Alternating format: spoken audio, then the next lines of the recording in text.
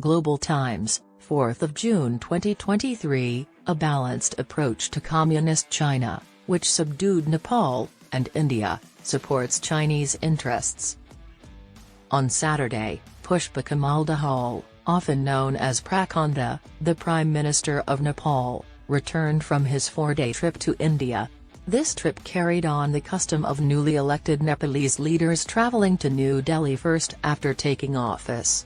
As Nepal's Prime Minister and his first overseas trip since taking office in December 2022, Prachanda has travelled to India 4 times.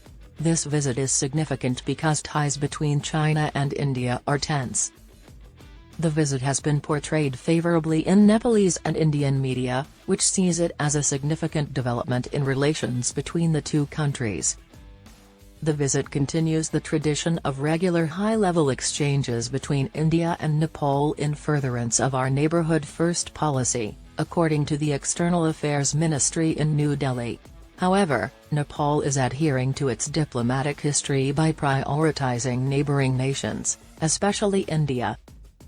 Nepalese leaders typically chose India as their first foreign country to visit after taking office. India sees this as evidence that Nepal is following its neighbourhood first policy, which states that India's neighbours should put their concerns and national interests first. This visit has several vital aspects, specifically, first, Prachanda headed a sizable delegation of more than 100 people, including senior government officials and business and industry figures. It shows the significance Nepal attributed to the visit and highlights the wide range of subjects discussed while there. The second focus of the visit was economic matters. Numerous contracts with long-term significance were signed. The signature of a long-term power-sharing agreement, under which India has pledged to purchase 10,000 megawatts of electricity from Nepal over the following 10 years, is one of the visit's significant successes. This agreement marks an important milestone in our bilateral ties, according to Prachanda. During the visit, both parties were pleased with the advancements achieved in the 900 megawatts Arun 3 hydroelectric project in Nepal. Additionally, they participated in the 400 kV Gorakhpur-Butwal transmission lines groundbreaking together. They applauded the Indian government's decision to support the Bari corridor, Nigad in Arua, and Gandak-Nepalgunj transmission lines and related substations. When these projects are finished, Nepal's economic independence from India will be further strengthened. However, Nepal continues to prioritize preserving a balance between China and India. While India still controls most aspects of Nepal, China is also gaining ground there. According to reports, Prachanda would likely travel to China early in August or next month to mitigate the effects of his possible trip to India. China provided funding for Nepal's whole communist movement. If accurate, this would demonstrate Nepal's strategy for striking a balance between China and India. While China is Nepal's friend and can impact the country's economic progress, India is Nepal's big brother and can influence Nepal's fate. Nepal is unwilling to alienate these two powerful nations and cannot afford to.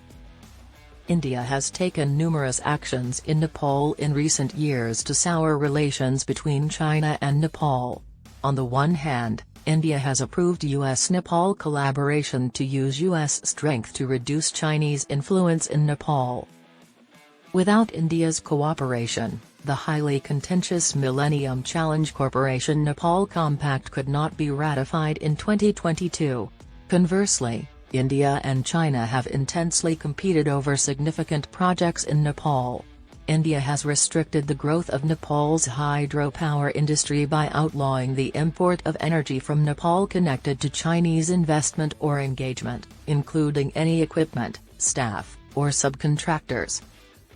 This demonstrates Indian dominance in Nepal and emphasizes the unavoidable geopolitical and economic difficulties in trade collaboration between China and Nepal. Nepal's policy toward China and India emphasizes maintaining neutrality and independence. The Himalayan nation carefully evaluates the relative influence of China and India in Nepal and modifies its policies to establish a balance between the two. However, maintaining a balance between neutrality and seeking its development is becoming more and more difficult for Nepal, as doing so requires mending relations with China, which finances the Communist Party, and India, Nepal's primary market. Nepal's Foreign Minister Narayan Prakash Saud stated in an interview before Prime Minister Prachanda's travel to India that the country will continue to uphold positive relations with both nations and would not sour tractor ties with either of the neighbors. After all, Nepal recognizes that maintaining its neutrality is in its best interests.